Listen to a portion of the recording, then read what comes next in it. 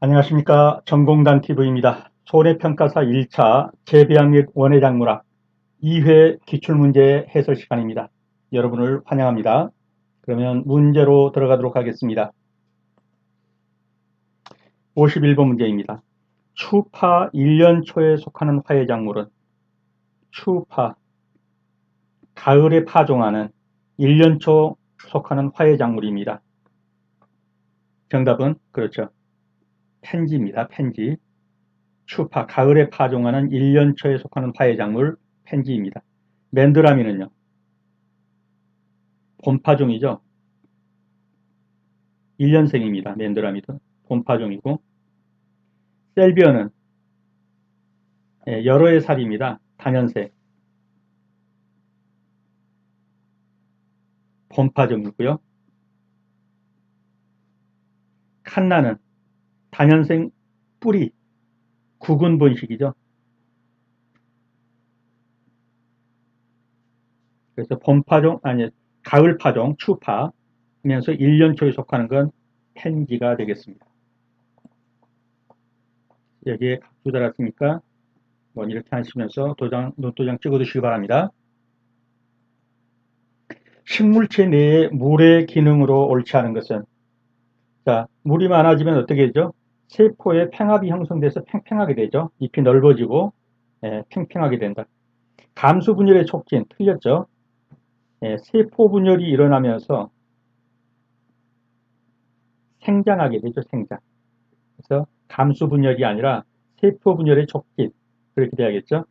그 다음에 물이 양분을 흡수해서 이동시키는데 물이 매체가 되죠. 맞습니다. 물질의 합성과 분해 과정 매개, 이것도 맞죠. 이산화탄소를 햇빛과 함께 이산화탄소를 받아들여갖고 여기에 물이 가담하면서 탄소 동화작용을 하죠. 거기에 물이 역할을 하는 거예요. 합성, 탄소 동화작용, 분해 과정에 매개한다.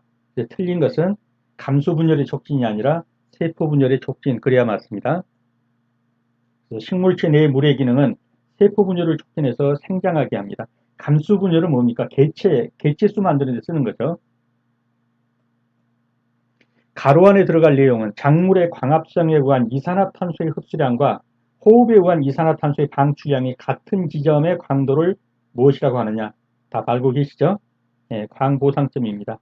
CO2의 량이 같은데 이것은 만들어내는 거고, 호흡, 매연 CO2의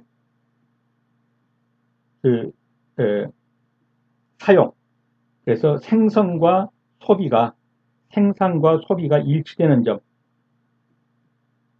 쉽게 말하면 간신히 살아있는 거, 저축은 못하고, 그래서 생산으로 CO2 생산량과 호흡으로 소비하는 소비량이 같은 점, 이것을 광보상점이라고 합니다.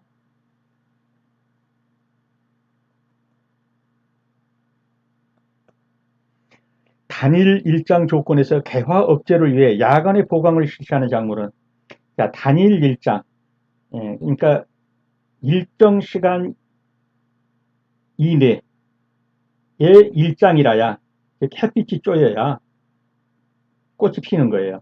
이걸 단일식물이라고 그러죠. 일정 시간 이하의 이 광도에서, 그걸 이제 명기라고도 하죠. 명기.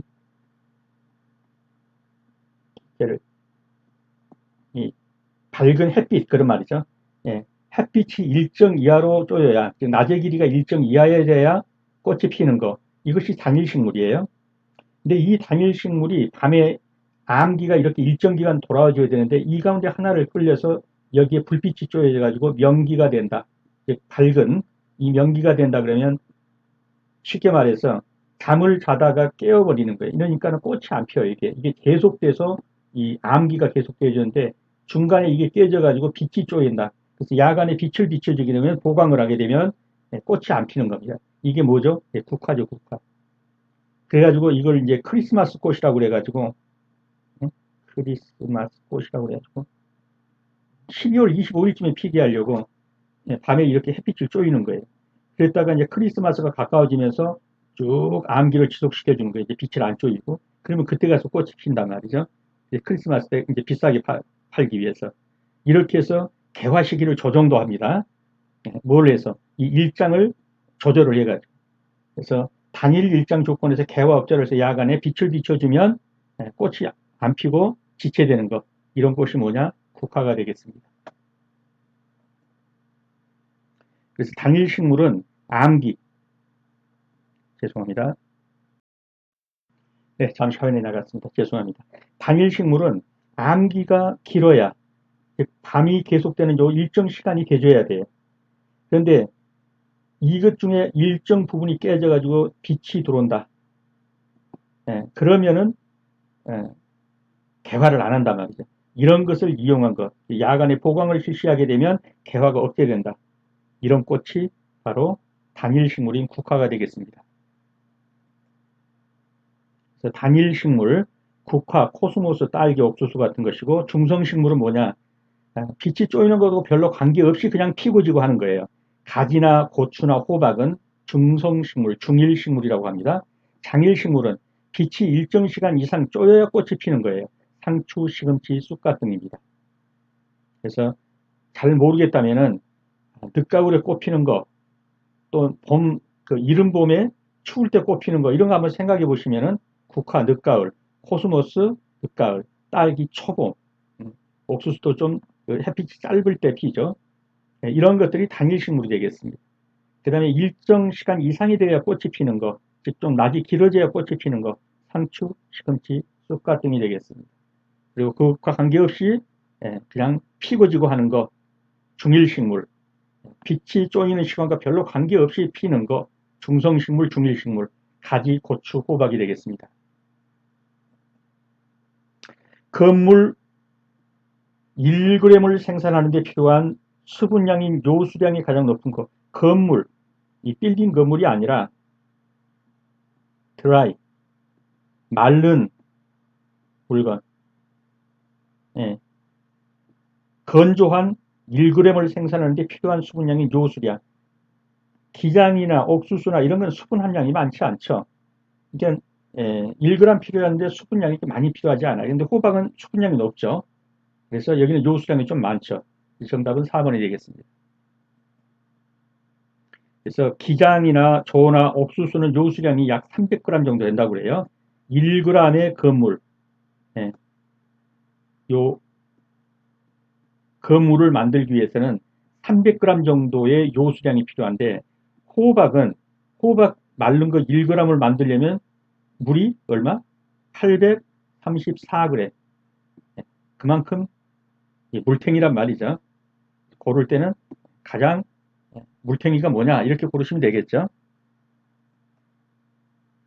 정자번식에서 자연 교잡률이 4% 이하이면 이것을 가리켜서 이제 자식성 작물이라 하는데 자식성 작물이 쉽게 말하면 자가수분 식물 이걸 자식성이라고 해요. 그럼 타식성은요? 예, 타가수정. 자가수정은 예, 자기 체내에 수컷과 암컷이 같이 붙어 있는 거예요. 그래서 소위 말하는 이제 이게 근친교배가 되는 거죠. 근친교배. 예, 자기들 식구끼리 수정하는 거예요. 이런 것이 뭐냐 이렇게 물어본 거예요. 자가수정 식물, 자식성 식물이 뭐냐? 토마토입니다. 토마토는 한 꽃 안에 수꽃과 암꽃이 같이 붙어 있어요. 토마토는 암술과 수술이 같은 꽃 안에 들어있어서 자신의 꽃가루로 자가수정합니다. 이걸 가리켜서 자식성 식물, 자가수정 식물이라고 하는 거예요. 그래서 자식성, 자가수정, 토마토입니다. 작물의 병해충 방법 중에서 생물적 방제, 쉽게 말하면 천적 이용하는 것, 천적곤충 이용이 되겠습니다. 해충과 천적의 관계가 바르게 짝지어지지 않은 것입니다. 잎 응애로 잡아먹는 게 칠레이리 응애죠. 이게 천적입니다. 칠레이리 응애를 많이 팔아요. 그래서 온실 같은 데 이거 이제 뿌려가지고 잎에 나는 응애를 다 잡아먹으라고. 진딧물요 온실가루이. 천적 아니죠, 이거는. 진딧물 잡아먹는 애는 누굽니까, 얘가? 무당벌레. 또 진딧물 그 몸 안에다가 그 알까노네 진, 그 뭐라고 그러죠 이거를 진디벌. 죄송합니다. 네, 화면이 자꾸 나갔습니다. 죄송합니다. 그래서 진딧물 잡아먹는 애는 무당벌레나 또는 진디벌. 온실가루 이 잡아먹는 애는 온실가루 전벌이라는 게 또 있죠, 천적이. 이 둘 사이는 천적이 아닙니다. 총체벌레로 애꽃놀이 이제 맞고요. 굴파리도 굴파리 전벌 맞습니다. 틀린 것은 2번이 되겠습니다. 그래서 진딧물류와 온실가루에 보면 온실가루이는 약충과 성충이 식물체의 즙액을 빨아먹어서 시드름 현상을 일으킵니다. 온실가루이의 천적은 온실가루이 존벌입니다. 온실가루이의 천적은 온실가루이 존벌이다. 진딧물은 저항성이 강해서 살충제 효과가 떨어집니다. 생물학적 관계로 천적을 이용하는데 진딧물 잡아먹는 애가 누구다? 무당벌레. 그 다음에 진디호파리, 진디벌, 풀잠자리 이런 애들이 진딧물의 천적입니다. 이 애들이 천적이에요. 얘가 천적이 아니라 온실가루이의 천적은 누구다? 요 온실가루이 존벌이다. 가루 안에 들어갈 내용을 순서대로 바르게 나열한 것은 작물이 생육하고 있는 중에 이랑 사이의 흙을 구름 밑에 긁어 모아주는 것을 무엇이라고 한다? 자, 여기에 나무가 이렇게 있으면 요 이랑 사이의 흙을 이쪽으로 긁고 이쪽으로 긁어서 이렇게 쌓아주는 거. 이걸 뭐라고 그러죠? 배토한다고 그러죠. 배토한다. 흙을 복돋아 주는 거. 배토한다. 그 다음에 집이나 건초를 깔아주어서 땅이 이렇게 있으면 여기다가 이렇게 집 같은 걸 깔아주는 거예요. 집 같은 걸. 이걸 뭐라고 그러죠? 멀칭이라고 그러죠. 멀칭. 예, 이 비닐로 막 덮어주는 것도 멀칭이지만 집 같은 걸로 덮어주는 이것도 멀칭이라고 그래요. 그래서 배토와 멀칭이 되겠습니다.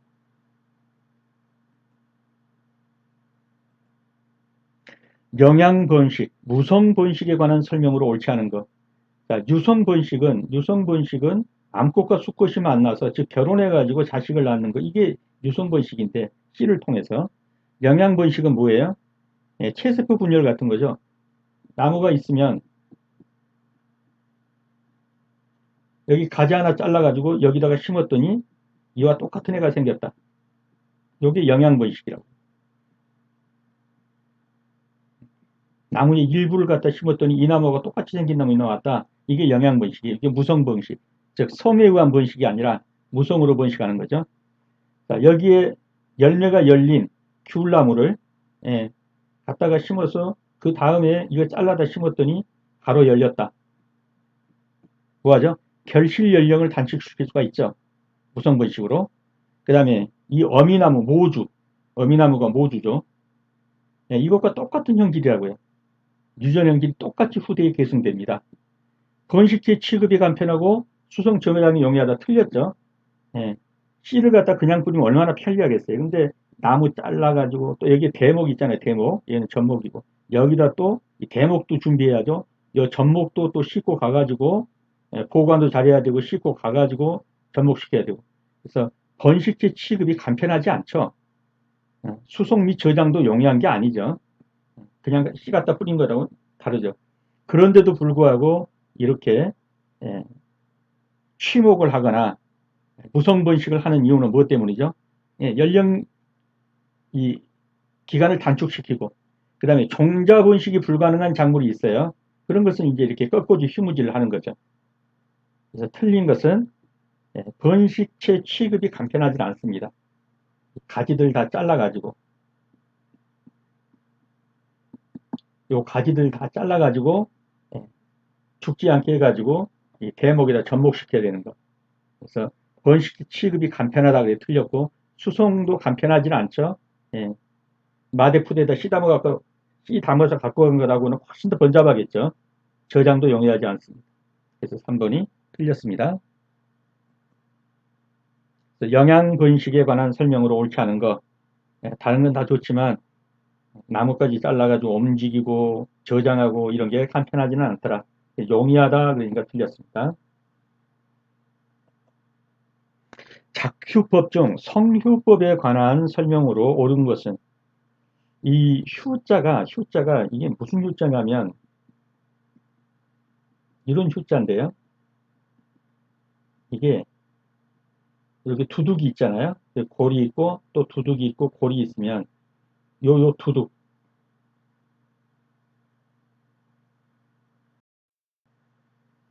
이 두둑을 가리켜서 이랑이라고 하고 요걸 골이라고 하죠. 골. 예, 요 이랑 요거 두둑을 가리켜 휴라고 그래요. 두둑 휴자 이게. 예, 그런데 여기다 심으면 휴경. 여기다 심으면 이 골, 이 골짜기 골이 하수구 구할 때 이 구자하고 같은 거 이게 구. 예? 예, 이 물이 흐르는 또랑 이걸 구라고 그러죠. 구거 할 때 구 이런 거. 예, 그래서 요거는 이 또랑은 구, 요 두둑은 휴 이렇게 된다고요. 자, 그러면 이랑을 세우고 낮은 고랑에다 파종한다. 그러면 이 구파가 되는 거예요. 이랑을 세운다. 그러면 뭐가 돼요? 예, 휴립. 이랑을 세웠다. 세울 일자였고. 그래서 휴립 구파법 이렇게 한다고요. 이랑을 보통보다 넓고 크게 만들었다. 이게 성립법이 되겠죠. 이랑을 세우고 이랑 위에 파종을 한다. 그러면 휴립 휴파법. 이랑을 평평하게 했다. 그러면 평휴법. 이렇게 되는 거예요. 자세히 한 번 더 살펴보죠. 자, 작휴법이란 건 뭐냐면 이 휴자가 두둑이다, 두둑. 그래서 이랑의 방향, 높이,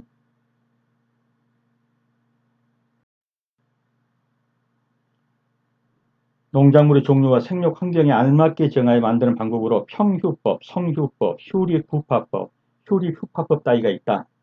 휴자가 두둑이다. 그럼 평휴법은 두둑을 고랑하고 높이를 같게 만들어 버린 거다. 원래는 두둑이 있고 고랑이 있고 두둑이 있고 고랑이 있고 요게 두둑, 이게 고랑 이렇게 되는데 이 둘을 그냥 평자로 만들어 버렸다. 그러면 평휴법. 성휴법은 두둑을 보통보다 크고 넓게 만들었다. 그래서 두둑을 이렇게 크고 넓게 만들고 고랑을 조그맣게 만들고 두둑을 넓게 만들고 이런 것을 가리켜서 뭐라고 그런다? 성휴법이라고 한다. 그다음에 휴립구파법은 예, 두둑을 세우고 구파 요 구자가 하수구할 때 구자예요. 이거 고랑휴 여기다가 심어 나무를. 그럼 이거 뭐예요? 이 나무는 뭐가 되겠어요? 예, 이 습기를 좋아하는 나무, 습도를 좋아하는 나무가 구파법이 되겠죠. 그 다음에 휴파법, 즉 휴파 여기다가 심어 여기다가. 예, 이 습한 걸 좋아하지 않는 애들, 이런 애들은 휴파 두둑에다 심는다 이 말, 파종한다. 그래서 이 휴라는 것을 놓고 휴와 구를 놓고 요것들 이렇게 이제 판별하는 거 그것만 알면 문제를 풀 수 있겠죠. 그래서 이랑을 세우고 휴립, 오랑에 파종한다 구파, 그래서 휴립구파법. 이랑을 보통보다 넓고 크게 만든다 성휴법. 이랑을 세우고 휴립, 이랑 위에 파종한다 휴파. 이랑 휴자니까 휴파법, 휴립 휴파법. 이랑을 평평하게 평휴. 이랑을 평평하게 하고 고랑의 높이랑 같게 했다 평휴법. 여기서 성휴법을 물었으니까 정답은 2번이 되겠습니다. 작물의 생육기간 중 수분 부족 환경에 노출될 때, 자, 물이 부족합니다. 가뭄입니다. 그럴 때 일어나는 반응. 예, 물을 덜 뺏기려니까 잎사귀들이 어떻게 하죠? 거듭 계속. 네, 이렇게 잎사귀가 있으면 이런 데가 다 이렇게 이제 기공이 있단 말이에요. 기공이.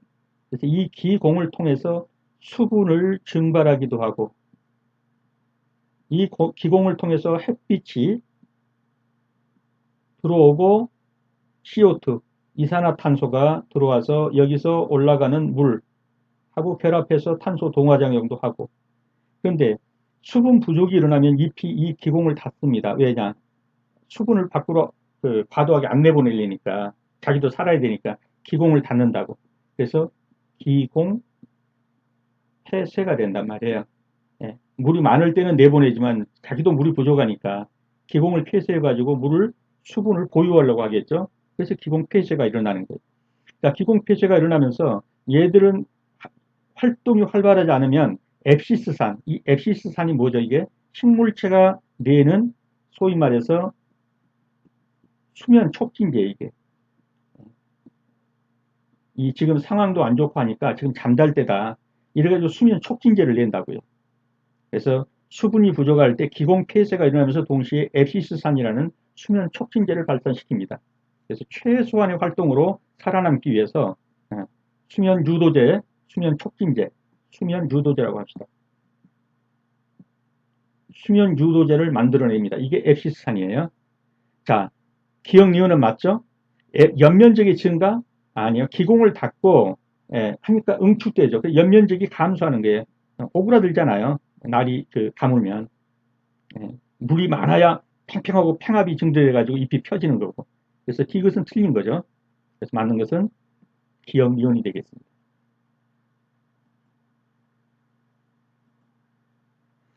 토양, 토양 습해 예방 대책으로 옳은 것은 습하다. 그럼 내습성 품종 선택해야 맞죠? 예, 내자가 인내할 때 내자 강하다, 인내한다. 습한 땅에 강하다. 고랑 파종, 물구덩이에다 파종하면 되겠어요? 예, 습기를 싫어하는 식물을 틀렸죠.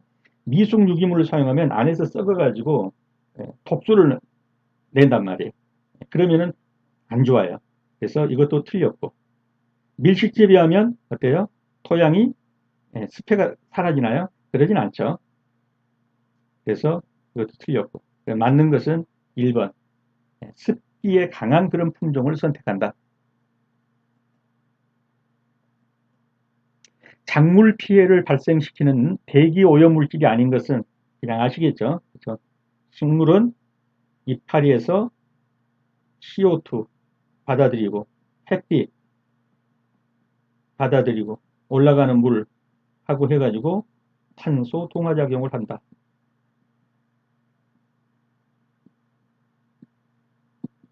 그러니까 이산화탄소는 탄소 동화작용을 하는 즉 생산물질이 되는 거죠. 그래서 대기 오염물질이 식물에게 있어서는 아니죠. 정답은 2번이 되겠습니다.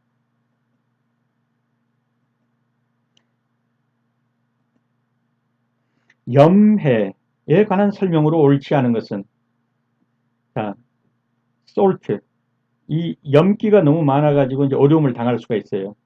토양의 수분 증발량이 이 비닐하우스에 제일 많은데 이 비닐하우스 내에서 비료를 많이 줘요. 그럼 비료 속에는 이 염기가 있어요.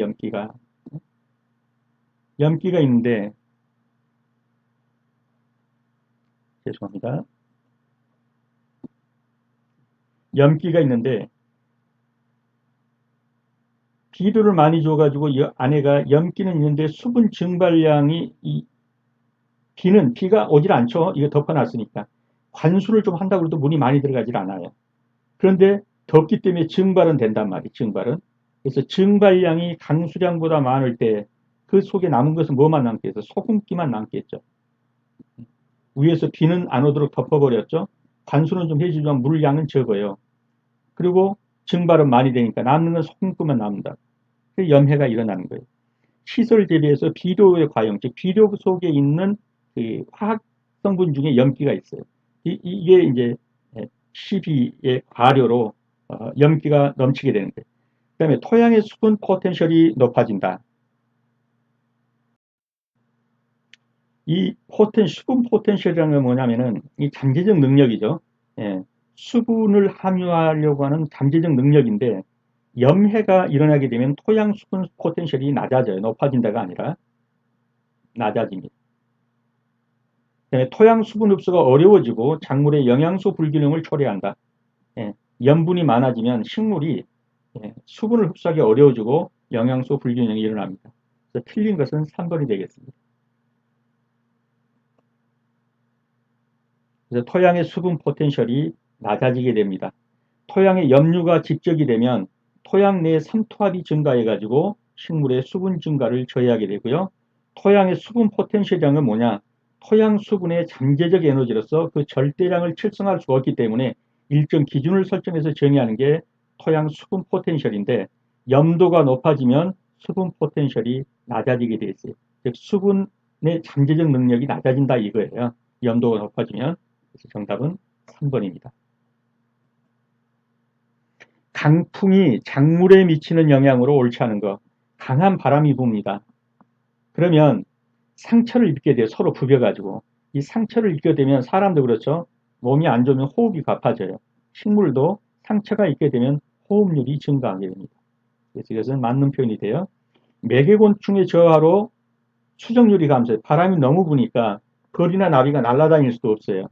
그래가지고 수정률이 감소돼요. 기공이 폐쇄로 인해서 강합성률이 감소돼요. 바람이 너무 많이 불면 잎들이 기공을 닳아요. 왜냐하면 수분을 많이 뺏기기 때문에 자체에서 수분을 보유하기 위해서 잎을 기공을 닫는다고요. 기공을 닫다 보니까 햇빛을 통해서 들어오는 광합성도 적어지게 되는 거예요. 그래서 3번 더 맞는 것이고 병원균 감소로 인한 병해충 피해 약화 틀렸죠. 마찰 등으로 상처가 늘어나고 이렇게 되면은 병균이 확 퍼질 확률이 많아요. 그래서 병해충의 피해가 강화, 피해가 많아지게 되는 거죠. 많아진다. 근데 약화된다, 없게 된다 그러니까 틀린 거죠. 병용군의 감소도 아니고 병용군의 증가로 병해충 피해가 많아진다. 그래야 정답이 되는, 맞는 것 표현이 되는데 감소로 약화된다 그러니까 틀린 것이죠.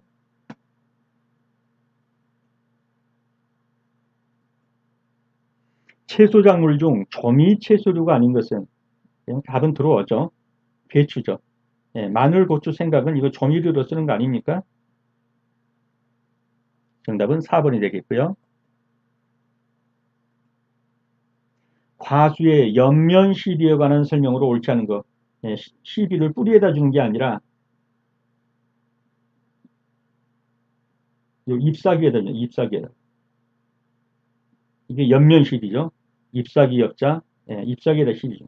왜냐하면 지금 뿌리가 문제가 있어요. 이게 잘 빨아들이지 못하니까. 근데 빨리 살려야만 되겠어요. 그러니까 바로 이 뒤로 탄 물을 이 잎사귀에다 주는 거예요. 잎사귀가 이제 흡수하게 되는 거죠. 이게 옆면십입니다. 뿌리가 병충해 또는 침수 피해를 받아가지고 뿌리가 지금 제 역할을 못 해줘요. 그러면 옆면십이라도 해가지고 영양분을 줘야 됩니다. 실시할 수 있다 그러니까 맞고요.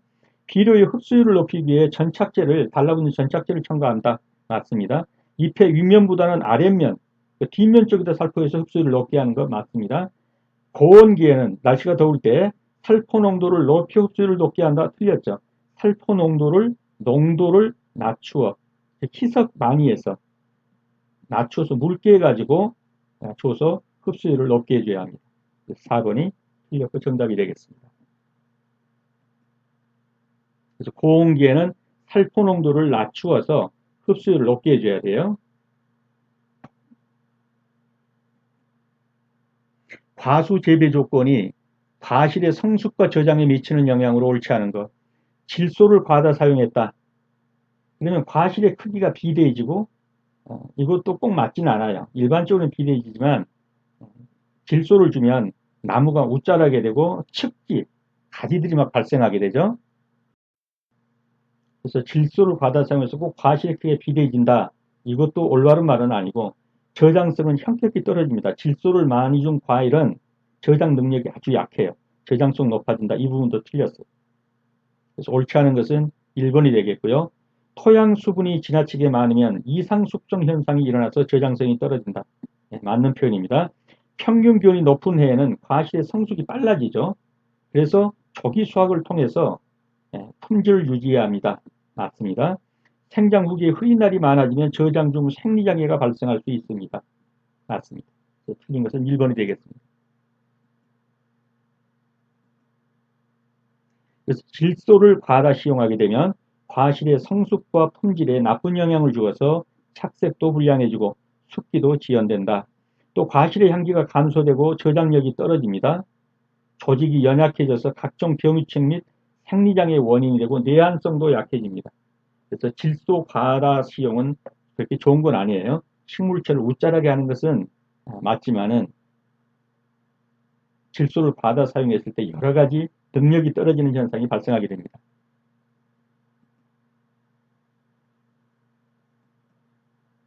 과수 재배 시 봉지 씌우기의 목적이 아닌 것은 과실에 발생하는 병충해 방제 맞죠? 생산비를 절감하고 해거리 유도 틀렸죠? 예, 과실에 봉지 하나하나 씌우려면 생산비가 얼마나 많이 들어가겠어요? 절감 그랬을 때 틀렸고 해거리는 한 해는 잘 됐다 한 해는 안 됐다 그러는데 공기 씌우기하고 해거리하고 큰 관계도 없을 뿐더러 해거리 유도에서 좋을 것도 없죠. 그래서 틀린 지문입니다. 과피의 착색도가 좋아집니다. 맞습니다. 농약이 직접 과실에 안 붙기 때문에 상품성이 좋습니다. 맞죠? 틀린 것은 2번이 되겠습니다. 그래서 공기 씌우기 하면 생산비가 증가된다. 절감이 아니죠. 해거리를 유도해 좋을 것도 없지만 공기 씌우기를 했다고 해서 해거리 유도되는 것도 아니죠. 그래서 틀린 지문이 됐습니다.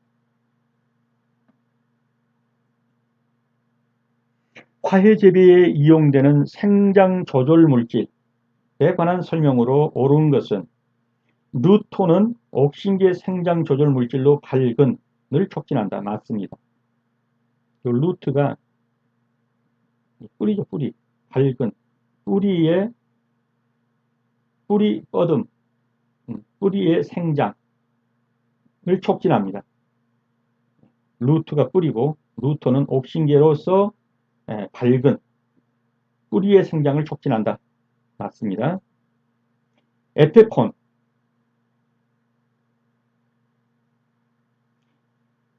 에틸렌 발생을 위한 기체 화합물로 여기까지는 맞아요. 근데 아나나수류 화합분할을 억제한다. 틀렸죠. 이 에틸렌은 뭡니까? 이게 노화 촉진제예요. 노화 촉진제.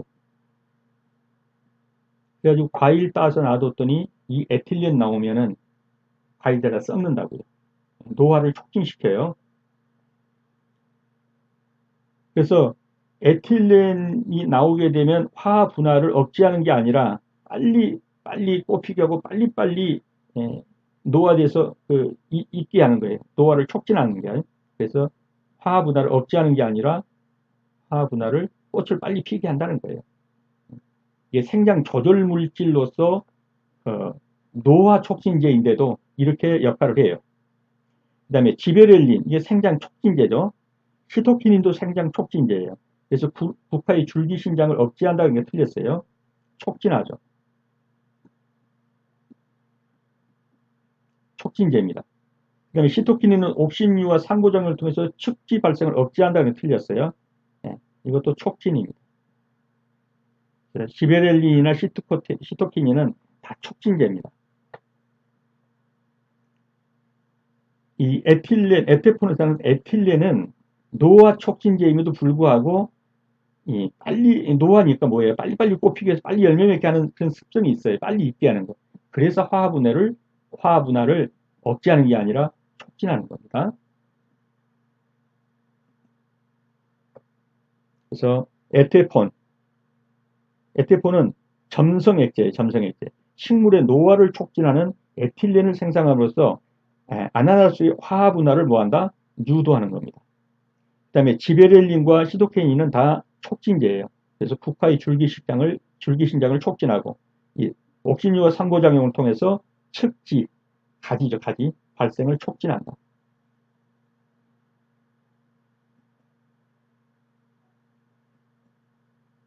가루 안에 들어갈 내용으로 옳은 것은 조직배양은 식물체의 세포 조직 또는 기관이 완전한 식물체로 만들어질 수 있다는 무엇에 기반을 둔 것이다? 전형성 능에 기반을 둔 거죠. 그래서 동물로 말하면 살점 하나 떼가지고 조직배양해가지고 만들어내죠. 그래서 또 우리나라에 뭐 옛날에 황우성 박사가 이분 다른 나라에 가가지고 사슴인가요? 뭔가 그 살점 떼가지고 이걸로 조직배양해가지고 그래가지고 양인가 만들었죠? 예, 조직배양해서 만든 거죠.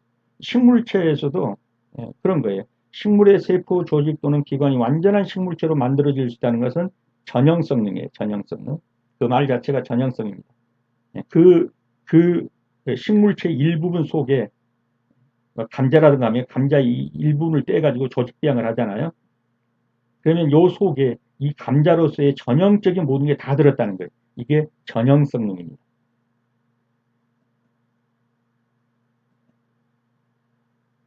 75번입니다. 시설 원의 피복자재의 조건으로 옳지 않은 것은 피복자재, 열 전도율이 낮아야 한다.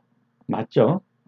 피복자재가 열 전도율이 높다면 이런 예를 들어서 가스관이라고 합시다. 이거에다 피복제를 이렇게 말았는데 이거 자체가 열 전도율이 높다 그러면 여기 있는 열을 이쪽으로 다 뺏긴다는 얘기죠. 열 전도율이 높다 그러면 열 전도율이 낮다 그러면 이 온도가 이 피복제로 옮기지 않는다는 거죠. 그러니까 피복제는 어떻게 해서 열 전도율이 높아야겠죠. 죄송합니다. 열 전도율이 낮아야겠죠. 낮아야 합니다. 그래야 이 열이 그대로 보존된다는 거예요. 이해가 되셨죠? 낮아야 한다? 맞습니다. 겨울철 보온성이 커야 합니다. 맞습니다. 외부 충격에 강해야 합니다. 맞습니다. 광 투과율이 낮아야 한다. 틀렸습니다. 높아야 합니다. 그래서 햇빛이 쪼이면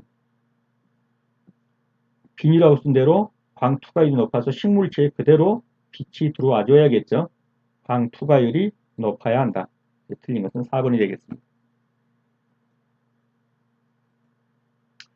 네, 수업하시느라 수고 많으셨습니다. 감사합니다.